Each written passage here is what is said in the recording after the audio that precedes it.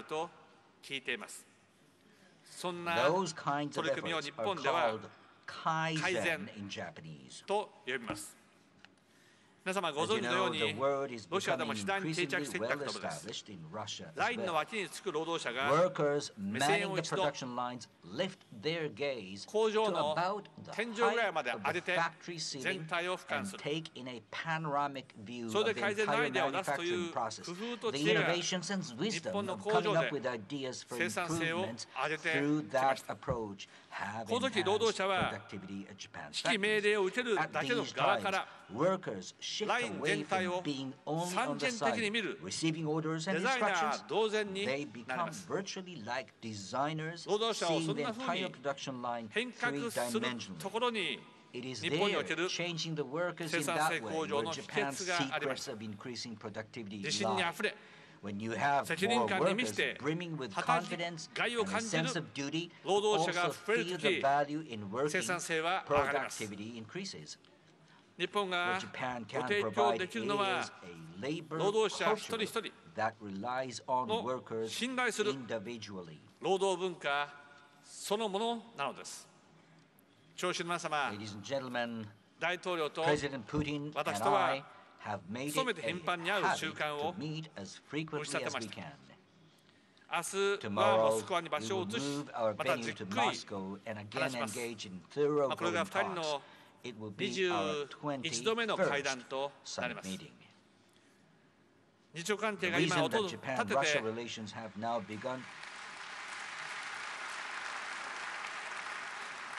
今まで20回の会談を経て私たちは信頼関係を打ち立てることができました。日朝関係が今音を立てて動き始めたその訳は私とプーチン大統領が2人の力、その全力を込めて日朝関係を動かすんだと決意しているからです。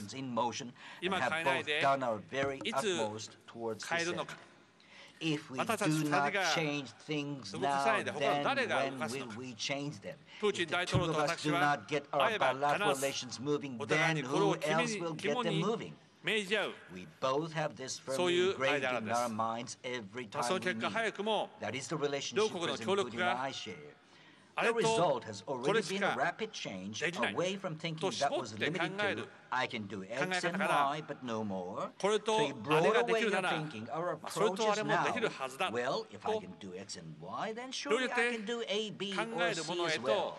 急速に変わりました。ユジノサハリンスクに北海道から温泉の会社がやってきて、湯に浸かる楽しみを現地の人々に広げるという、これなどそうだやってみようと軽やかな発想で始まっています。何でもできるはずだという自信がないときっと日本から来なかったビジネスです。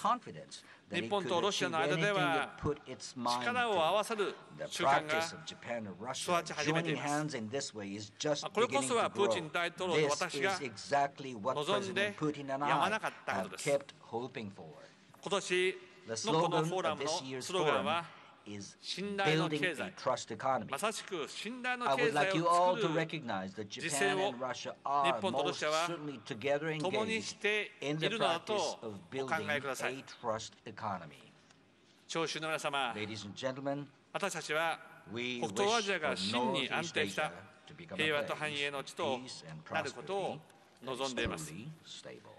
今回、米朝首脳会談が実施されないこととなりました。重要なことは、北朝鮮が国連安保理決議を遵守し、完全、検証可能で後戻りができない非核化を実施するかどうか、そして拉致問題です。日本から無法にも連れ去った人々を全員返すかどうか、小さくないイフをいくつも見届け、満足を得られた暁、ようやく私たちは北朝鮮と長い目で見た力関係を構想できるようになります。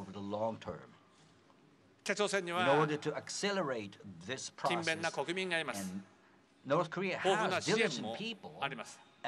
北朝鮮が正しい政策を取り、正しい道を歩めば、北朝鮮を国をもっと、国民をもっと豊かにできるはずです。だからこそ私たちは、このプロセスを急がせ、良い方向へ動かすため、今までにも増して大切になるのは、ロシアと日本の協力に他なりません。そして、フランス、中国、もちろんアメリカ、韓国、世界各国の人々としっかりと協力をして、北朝鮮を正しい方向に歩ませていく。それが必要であります。そのためにもしっかりと国際社会は結束して北朝鮮の問題に取り組んで tackle this problem North Korea poses.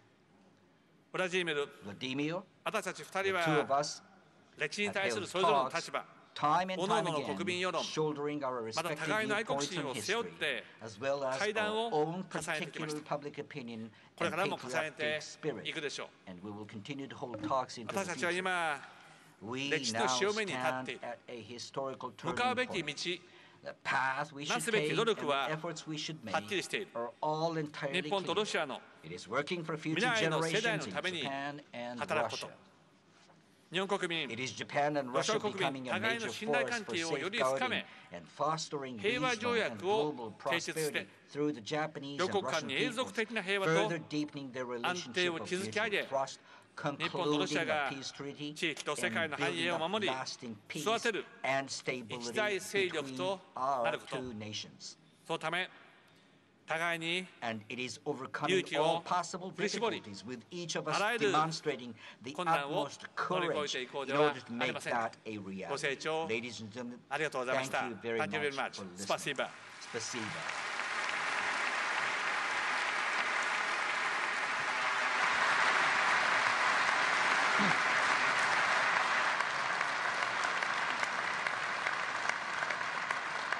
Thank you very much. The next speaker is Wang Xishan, the Vice President of the People's Republic of China.